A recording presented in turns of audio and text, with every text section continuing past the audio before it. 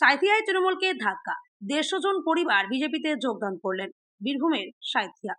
তৃণমূল কংগ্রেসের নৈরাজ্য, অপশাসন, দুর্নীতি ও লাগাতার অত্যাচারের বিরুদ্ধে রুখে দাঁড়াতে এবং দেশের স্বার্থে নতুন সংকল্প নিয়ে বীরভূম সাংগঠনিক জেলার সাঁইথিয়া বিধানসভা, সাঁইথিয়া শহর ও মাঠপলসা অঞ্চলের কুনুরি গ্রাম থেকে প্রায় 150টি পরিবার তৃণমূল কংগ্রেস ছেড়ে যোগ দিল ভারতীয় জনতা পার্টিতে।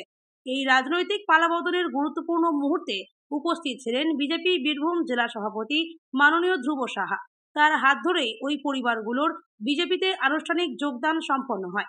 বিজেপি নেতৃত্বের দাবি, এই গণযোগদান প্রমাণ করছে সাধারণ মানুষ আর তৃণমূলের শাসনে নিরাপদ বোধ করছে না।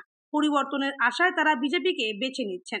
এই ঘটনাকে কেন্দ্র করে স্থানীয় রাজনৈতিক মহলে চাঞ্চল্য ছড়িয়েছে এবং আগামী দিনগুলিতে সাঁইথিয়া অঞ্চলে রাজনীতির হাওয়া আরও কতটা বদলায় তা এখন সময়ই বলবে।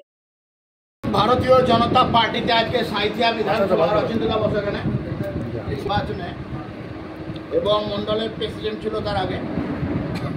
তো ভোট পরবর্তী হিংসার সময় আমাদের অচিন্ত দাস বাধ্য হয়েছিল তৃণমূলের ঝান্ডা ধরতে। গিরিধারী সরকার হরিহারপুরের 184 নম্বর বুথে আমাদের লড়াকু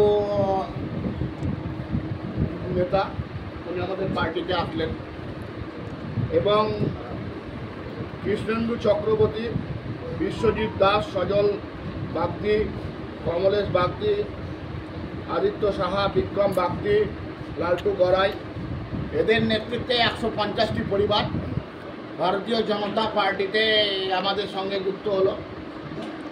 সাঁইথিয়া বিধানসভায় ভারতীয় জনতা পার্টির হাত শক্ত হবে এবং আপনারা দেখবেন যে দিন প্রতিদিন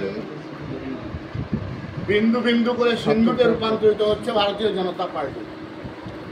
তৃণমূল যেখানে মিছিল করছে, মিটিং করছে, সেই মিছিল মিটিংয়ের জায়গাতেও আমরা মানুষের জনজোয়ার আমরা দেখাবো। আগামী 9 তারিখে বোলপুরে আমাদের মাননীয় বিরোধী দলনেতা শুভেন্দু অধিকারীর উপস্থিতিতে বোলপুরে এবং 13 তারিখে ছিল এটা 19 তারিখে সিউড়িতে আমাদের মিছিল হবে এবং রামপুরহাটে তিরঙ্গা যাত্রা হবে রাজ্যের মাননীয় বর্তমান রাজ্য সভাপতি সুকান্ত মজুমদারের উপস্থিতিতে, কেন্দ্রীয় মন্ত্রী।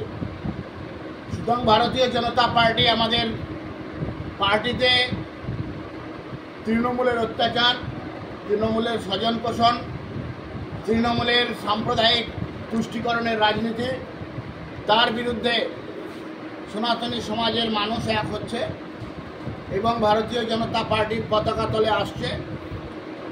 আজকেও সেই কারণে একটা জয়েনিং কার্যক্রম ছিল।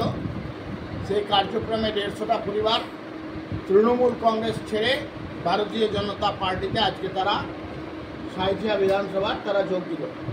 আগামী ভোট পর্যন্ত চলবে। প্রতিদিন আমাদের কিছু না কিছু কর্মসূচি থাকছে এবং কিছু না কিছু মানুষ ভারতীয় জনতা পার্টির সঙ্গে যুক্ত হচ্ছে।